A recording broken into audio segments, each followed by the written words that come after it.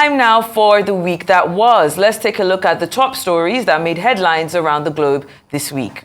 Starting with news that had been making the rounds that the presidential candidates of the People's Democratic Party, Atiku Abubakar, Rabiu Kwankwaso of the New Nigeria People's Party, and Peter Obi of the Labour Party have begun to discuss the possibility of a merger. This is in a bid to set up a formidable party that can displace the ruling All Progressives Congress, APC. It was gathered that the three political parties have been meeting and having successful discussions. The discussions, which were said to still be at the preliminary stages, had been hinged on two pillars. The opposition leaders were said to be hopeful that the tribunal would call for a rerun election, which would see them come together in a merger and challenge President Tinubu, who is the APC candidate. Now, very interesting news making the rounds. I think it was on Monday last week where this report emerged that the trio of Atiku, Obi, and Kwankwaso were meeting to discuss the possibility of a coalition, of course, to dislodge the ruling APC in subsequent elections, maybe in 2027, or following the ruling of the petition or the presidential tribunal. But I think first off, what had followed that, of course, was people trying to figure out, okay, who is going to be president, who is going to be vice president, who is going to be chairman of the party. People try to understand that. Is it possible to see all these parties come together to be able to try and go against the ruling party? But Peter Obi has come out to refute these claims. Just 2 days ago, he said half of the things that you are hearing are rumors. The presidential candidate of the Labour Party did say that all the reports that have been making the rounds, and he made this statement at a mega rally in Edo State ahead of the local government elections in the state. And he told hundreds of party supporters that some of the things that we've been hearing are rumors. He said Labour Party will continue to grow, they will continue to grow stronger and better, and that he is committed to building a better and new Nigeria, where Nigeria will move from consumption to production. I'm wondering where these rumors might have come from. Is it wishful thinking? Is it Nigerians trying to, I don't know, make sense of, or in readiness for the judgment that we've all been waiting for from the presidential tribunal? It would have been a very interesting thing to see these three very different men, especially when it comes to how they ran their campaigns last year and even into this year, come together. But like I've said, Peter Obi has come out to dispel the rumors, and I think this might be a good place to let the rumors just die down and go, as it were. I mean, no rumor totally dies down in politics. You know, there will always be a reason to speculate, and of course, there's a fertile ground for this sort of speculation for two reasons that you have mentioned. One is the likelihood of a runoff or a rerun, depending on what the court, the tribunal decides. But nothing. It won't be strange. I mean, these are children, if you like, of the same parent. Ordinarily, my worry, though, beyond what Mr. Peter Obi has said, when he says that half of what we're hearing is not true. What about the remaining What about the other half that may be true? My worry in all this is that what they failed, all these three gentlemen, Atiku Abubakar, former vice president, Mr. Peter Obi, and Rabiu Musa Kwankwaso, what they failed to do prior to the elections, which clearly might have given them, if they had come under one umbrella, say of the PDP, to which they all belonged, what they failed to do at that time, what is the guarantee that it will be done this time around? You couldn't have failed to stop a man who knows his political onions, a man like Asiwaju Bola Ahmed Tinubu, and then think that it will be easy to have him dislodged when he's already consolidating. What will be the basis for a runoff? Will it be because of the contentious issue of the FCT, the winner, and the second person not scoring out 25% in Abuja? and the only gentleman who scored 25%, which is Peter Obi of Labour Party, came third. You know, it's a bit dicey. We will have to wait for the tribunal and ultimately the Supreme Court to make a decision. If that happens, it means that if there is a runoff, most likely it will be between two parties. And we have been hearing from the lawyers of the ruling party and of President Tinubu saying that if there will be a runoff, let it be between the first and the second, Asiwaju and Atiku Abubakar. What role, therefore, will Peter Obi and Kwankwanso play, other than to say that for Labour or Peter Obi, given what I did in Lagos, given what I did in most of the southeast and the south, we can bring that on board. And Kwankwanso can say that, you know, we have Kano lockdown and a bit of Jigawa here and there. We can galvanize. But what will be the basis? What will be the promise? There won't be any opportunity to change the running mate, at least for a rerun or a runoff, where you have the former governor of Delta State, Ifeanyi Okowa, you know, as a running mate to Atiku Abubakar. But of course, Asiwaju knows the game. He knows what is happening, which is why, again, apart from the meeting that they had in May in France, Asiwaju again has met with Kwankwanso. You know, went to visit him. You know, there were talks about the fact that he might be a minister. He didn't become a minister, but now that this is coming, Asiwaju has met with him again. I don't think that he will sit down, fold his hand, and allow these three gentlemen come together. But it will be, I mean, given the fact that pull all the votes that they had together, it will look on paper, you know, that they have more people. But then, haven't things changed? Will it be like that if there's a rerun? Time will tell. Definitely tell. All right, we proceed. West Africa's main regional bloc, ECOWAS, has rejected a proposal by Niger's military junta to hold elections within 3 years, extending a political impasse that could trigger a military intervention if no agreement is reached following a July coup. ECOWAS and other international powers have been seeking diplomatic solutions to the July 26 push in Niger, the 7th in West and Central Africa in 3 years. But after several attempts for dialogue were rejected, the bloc, which has taken a harder stance on Niger than its junta-led neighbors, activated a regional force that military heads have said is ready to deploy if talks fail. It doubled down on its threat on Friday, one day before the junta eventually agreed to meet an ECOWAS delegation in the capital, Niamey, suggesting new willingness to cooperate. In a televised address to the nation on Saturday evening, junta leader General Abdurrahman Tchiani said coup leaders remain open to dialogue, but he also said the junta will consult on its transition back to democracy within 3 years, echoing lengthy timelines proposed by other coup leaders in the region. ECOWAS Commissioner Abdel Fattah Musa told Reuters on Monday that the bloc's position remained clear.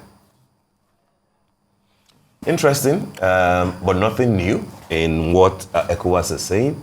On the one hand, at least from the perspective of the chair of ECOWAS, our own president, Asiwaju Bola Ahmed Tinubu, dialogue will continue for as long as is necessary, which is why he has again deployed another set of people, you know, religious and spiritual leaders, to meet with the junta and to sell the idea, insist on selling the idea that it is constitutional order that must be restored. But we have also heard from Niger, and it looks to me like a government has been formed, a prime minister has been, you know, appointed, regional governors have been appointed, and it looks like the entire country is being galvanized on a daily basis, even though when it is very obvious that they're struggling, there's no power, things are just not the way they ought to be. For how long can ECOWAS wait? Because Asiwaju Bola Ahmed Tinubu gave a hint, just I think yesterday or 2 days ago, to say that that he was the one that is even slowing down other members of ECOWAS, that all the other ones appear ready, you know, to march on Niamey and march, you know, on Niger. Would that be a brilliant idea, given how Mali and Burkina Faso, with of course Guinea on the other hand, how they are, preparing to defend Niger. For me, it won't be a walkover, even if we can see that there is a superior firepower from the ECOWAS bloc. But then I think the necessary thing has been done. Nigeria has been suspended from ECOWAS, from African Union, which ought to have been the first thing to do. And now, if you have suspended a member, are the ECOWAS protocols binding on a suspended member to say that you must return to democracy? Because none of the other three are members of ECOWAS anyway, but nobody is saying anything about going to dislodge Burkina Faso, going to dislodge the military in Guinea or in Mali. Why is Nigeria different? Economic considerations, pressure from certain quarters. All these debates are there in the open, but I think that ECOWAS really must tread carefully.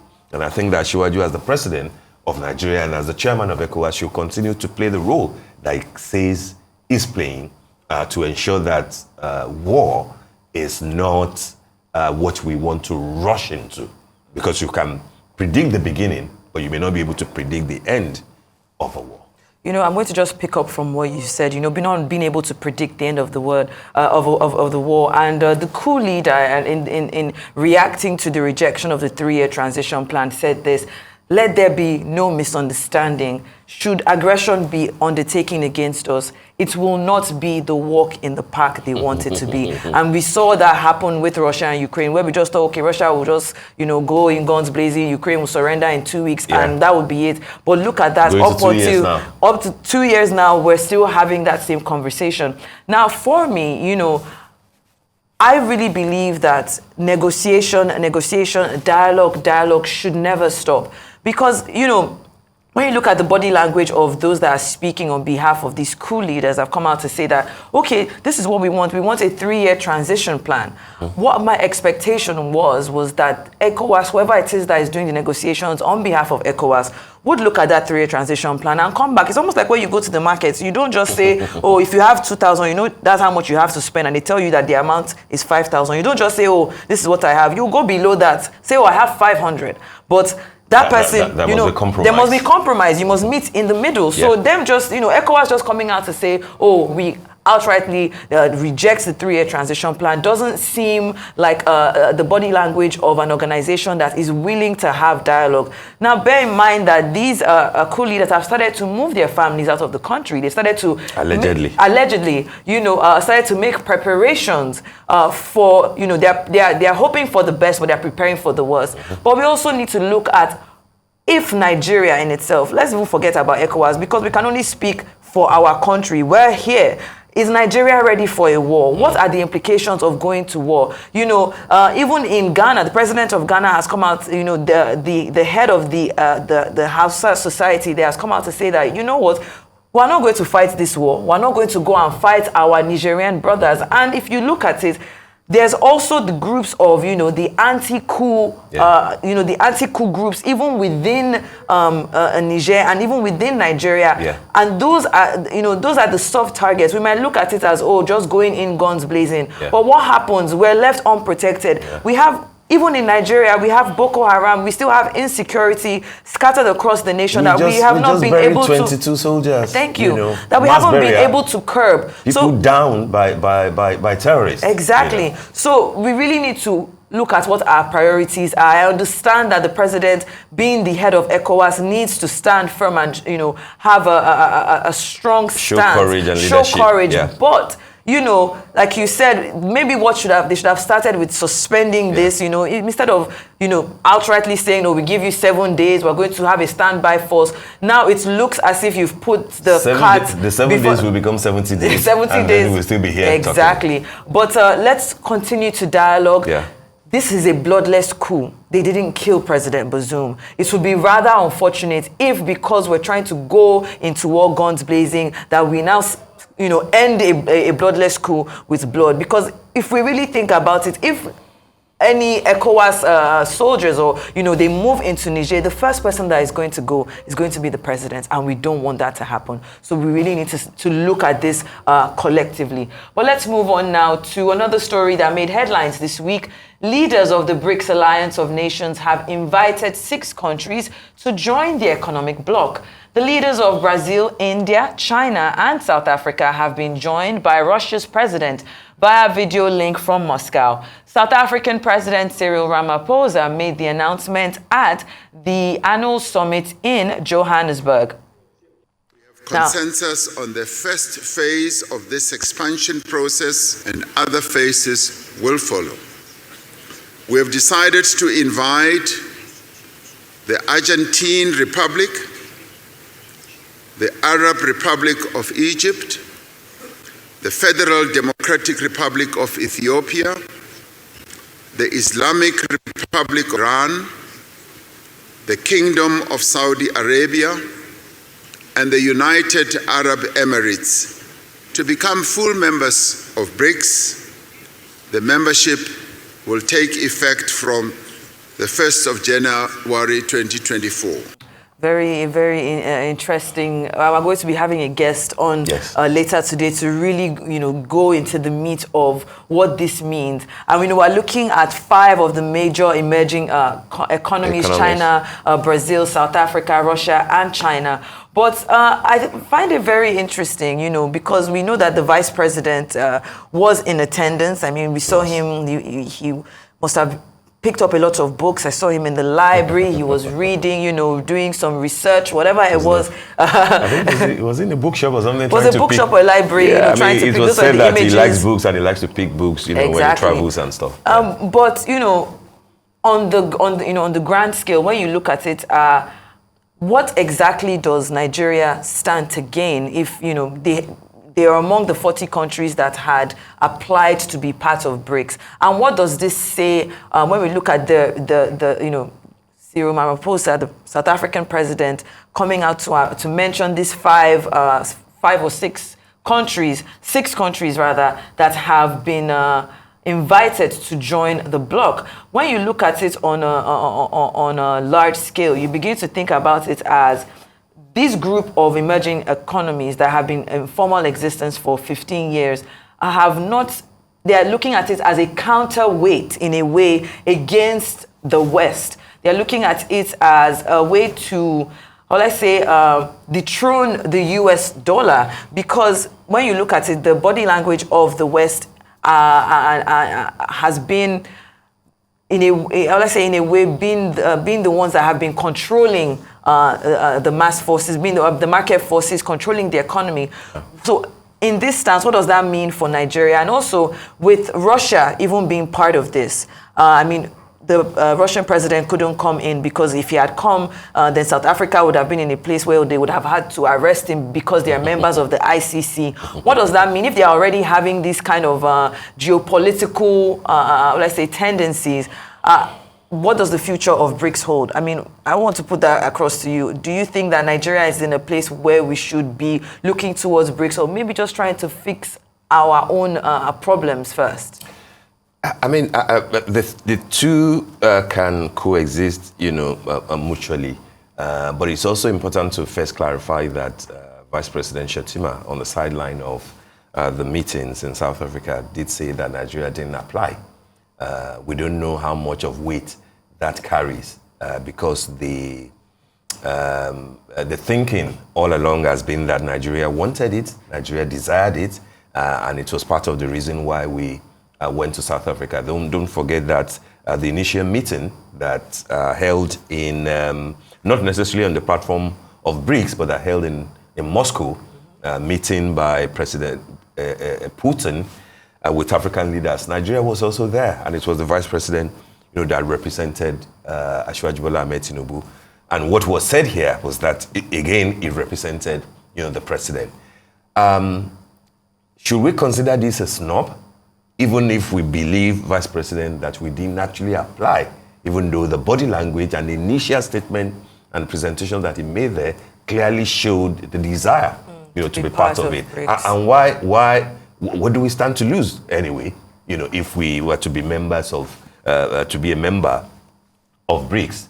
I think that what this new administration will need to consider carefully will be the kind of alliances that we need to form and join, and people that we need to associate with. We won't be in any of G7 or G8 or G20 anyway. And therefore, where do we start from? Regionally, continentally, and then internationally. What will make Egypt and Ethiopia, whose economies are not anywhere close to that of Nigeria, even though we know that even with our own population, almost the double of Egypt's population, we will be strained by whatever, GDPs alone don't determine anything. But what has happened shows to me that there is high-level politics involved. And it looks like the body language of Nigeria at this point, possibly of the president of Nigeria, will appear to the gang in BRICS to mean that it's more pro-West. And a lot of people will think that is the president looking for validation, from the West, given the issues around, his own elections, legitimacy here and there, and then how he's been prodded allegedly, for the Niger war. But of course, there's also the economic, part of it. Which one will the president of Nigeria consider to be more beneficial on the long run? Will it be to associate with China more, Russia, etc., or with the traditional allies of America and Western Europe? Given, of course, the fact that part of why Niger is still rumbling is because of the gas pipeline that Nigeria wants to, put in place across all of Africa up to Europe, so that we can become an alternative gas provider to Europe, given what how Russia is dealing with many of the Western Europe, Germany, France, and etc. That could be a consideration. But then we can also not ignore the catch-22 situation between Nigeria and South Africa in terms of who is the bigger boy within the continent. And it will look to me clearly that it was a snub. Yes, there may be reasons to think that Nigeria is more pro-West at this time around, but it is only Nigeria that can decide for itself what pays us, and not necessarily what pays the number one citizen of Nigeria. If it is not BRICS, can we at least be part of Mint that has been, that they are mentioning, Mexico, Indonesia, Nigeria, and Turkey, for example, which can also be a counterforce in some way to BRICS. Nigeria will have to decide how it wants to play globally. All right. The leader of the Wagner Group, Yevgeny Prigozhin, this week died in a plane crash near St. Petersburg in Russia, north of Moscow, alongside 9 of his commanders. The Kremlin has confirmed the incident, with President Vladimir Putin sending condolences to the bereaved families, as well as describing his former ally, Prigozhin, as a man of courage. Russia's aviation agency said there were no survivors. The crash came 2 months after the lead Wagner chief led a short-lived mutiny against Moscow's military leaders. Eyewitnesses of the crash described what they saw. I hear an explosion or a bang. Usually if an explosion happens on the ground, then you get an echo. But it was just a bang. And I looked up and saw the white smoke. One wing flew off in one direction and the fuselage went like that. And then it glided down on one wing. It didn't nosedive, it was gliding. I was afraid it would fall into the village. I was over there. I jumped on my bike and was there in about 20 minutes. Everything was on fire. People were walking around. They dragged someone out, their remains. I couldn't make it out. I just saw the number on the plane, which I told them, and that was it. In terms of what might have happened, I'll just say this. It wasn't thunder, it was a metallic bang. Let's put it that way. I've heard things like that before. Over there, by that mast, and it fell over there, towards the farm. I didn't see it. Well, U.S. President Joe Biden has strongly suggested Vladimir Putin's involvement in the apparent death of Yevgeny Prigozhin in Wednesday's plane crash. I don't know for a fact what happened, but I'm not surprised. Do you believe? There's not much that happens when Russia is not behind, but I don't know enough to know the answer. Well, I'm not surprised, about that reaction from U.S. President Joe Biden. But of course, the news came in on Wednesday that Russian military leader Yevgeny Prigozhin and I think about 9 or 10 other members, 10 other people on board at the time. 9 others. Killing right. 9 others, 10, killing 10 all total. 10 people on board, according to the Russian civil authority. And initially, when this news broke, I remember we had to do a live cross to John Cooksey just to kind of understand exactly what was going on because it was happening in real time. Yeah. And there was that question of, is he really dead? Because remember back in 2019, we had a similar situation where news made the rounds that he had died. And this was in Congo. And 3 days later, he was spotted, somewhere else. So, of course, that came up. But due to the back and forth and of course the confirmation of the bodies on board and basically the confirmation that has been done by the Russia's Civil Aviation Authority, they've been able to confirm that he indeed is the one. But questions have also arisen regarding exactly what might have happened, because according to the U.S. president there, he strongly believes that the Russian President Vladimir Putin is behind it. And of course, this train of thought has also come because of certain precedents that has been set. Allegedly, anybody that has crossed the path or offended the president in any way, that ends up in some kind of accident or poisoned, or in this situation, the plane was brought down. But this is just allegedly. But there was something that caught my eye about the jet model that was carrying Prigozhin, and the fact that it had a very solid safety record. And that basically means that the Embraer executive jet that had gone down had only had one accident recorded in 20 years. It was a very sturdy plane. And even citing from the website International Aviation HQ says that the only incident that had taken place with that plane back in 2006 was linked to mistakes made by someone on the aircraft. So it was not even a technical problem. It was a problem that had been caused by a member of staff. So when you look at that and that plane now coming down, it's like, okay, was this plane fired at? What exactly happened? Was this revenge? Was this a case of mistaken identity? Because this was obviously in Russian airspace.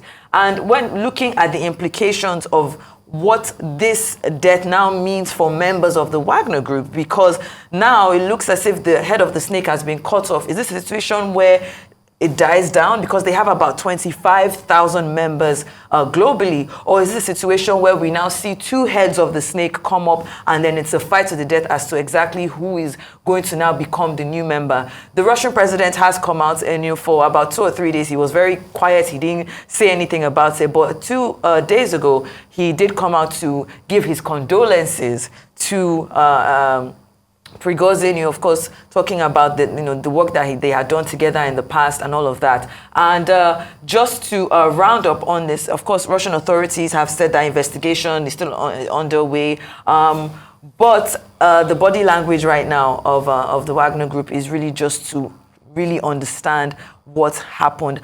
Why did that plane come down? And is their leader truly dead?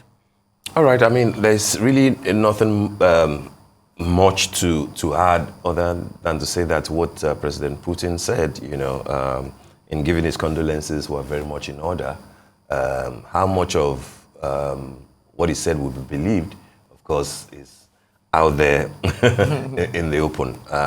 President Biden did say that, yes, he wasn't sure, but of course, it looked like everything would point towards Kremlin as to the reason why that plane came down. Especially given one of the interviews that Putin had granted when he was asked a question about, is there anything that is unable to forgive? And he says, yeah, there is. And they asked him, what would that be? betrayal, he said. Given what Prigozhin did in terms of almost trying to move in on Moscow the other time, I mean, there's a fair chance that there will be repercussion. Is it justifiable? Should his life have been sacrificed for that kind of thing? We can't say until a full investigation has been done. But who will carry out this investigation? Will it not be a Russian authority, for example? I think the lesson here will be that when we try to justify an anomaly, especially an anomaly through private army companies who fight strange wars, all over the world and getting paid for it, the lesson will be that be careful when the tables turn. And I think that lesson should also sink to those who are gallivanting about in Nigeria, claiming that they have private armies, and that they are ready for this, they are ready for that, they can go to Niger, they can do and undo. When the Pharaoh, as they say, that knew Joseph, is no longer there sometimes, or something, goes wrong, things can turn very awry. It's sad that this is the development in Russia, but again, who should be worried about the Wagner Group? It's a private, army company fighting wars that they get paid for, and therefore, why should it be anybody's business?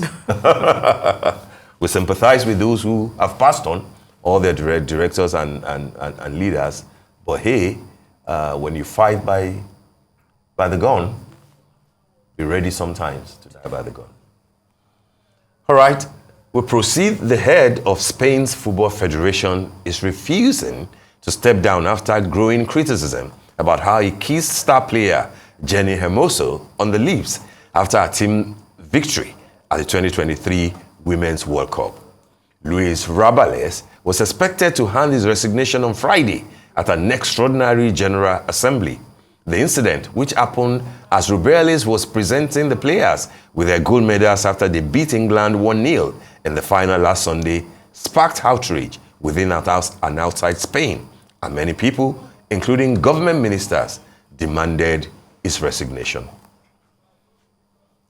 I mean, interesting development from from Spain. I mean, the first thing that struck anybody that at that day will be that what's going on here? And then when the footballer herself now said, oh, she didn't enjoy that, but she didn't feel offended by it. I thought maybe a ground was being prepared to give the gentleman a soft landing.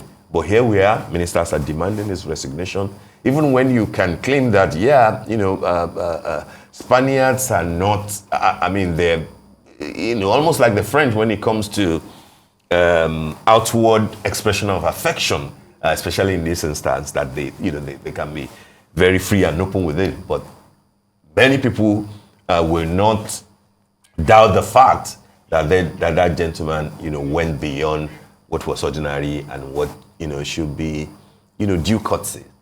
And I think that if the noise is loud enough, he really should turn in his resignation. I mean, he has come out to say that it was spontaneous, it was not something that was planned, it was a spur of the moment, he was excited.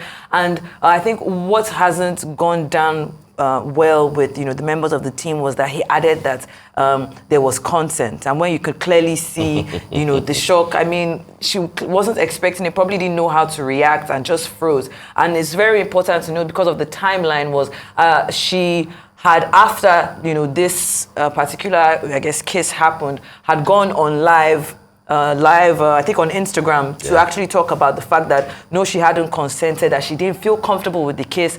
And it was in that people now started to push for his resignation. And what I was expecting, I mean, come on, he said it is like a kiss he will give his daughter, or kiss your daughter at home. Now why are you coming to kiss somebody? Is a grown woman, in this kind of public place. And I believe she's a mother. Imagine her husband watching this, trying to figure out, are these people having an affair? I mean, it could have just led to so many things. Come out and resign. then he got there and started this chant of, I will not resign, I will not resign, this is social murder. No, you've done something wrong. At least I not even, let this be, I would say let this be investigated, but I mean, it's right there. There's no investigation. It's right there for everyone to see. Yeah. Step down. Don't let this thing drag out for too long, because you know what happens when it becomes a social media, a jury system. Now everybody becomes the judge, and the harm that can be done to his reputation could be much more than him just stepping down and resigning. If the lady footballers say that, it's not a big deal. I mean, I don't feel that offended. Do you think he should resign? Well, I think at this point it's a bit more than that, because there's already been a signed statement by about 69 members of the team, ministers. So even if she comes out to say, she didn't feel a certain way, it's already way past that. Yes, absolutely. And it also gives room for this not to happen again, because we've had situations where coaches or men in authority figures have taken advantage of their role as the guide. Men must always control what they do with their lives. Exactly. Whether they talk or whether they do other things. I agree. Well, that's all on the week that was.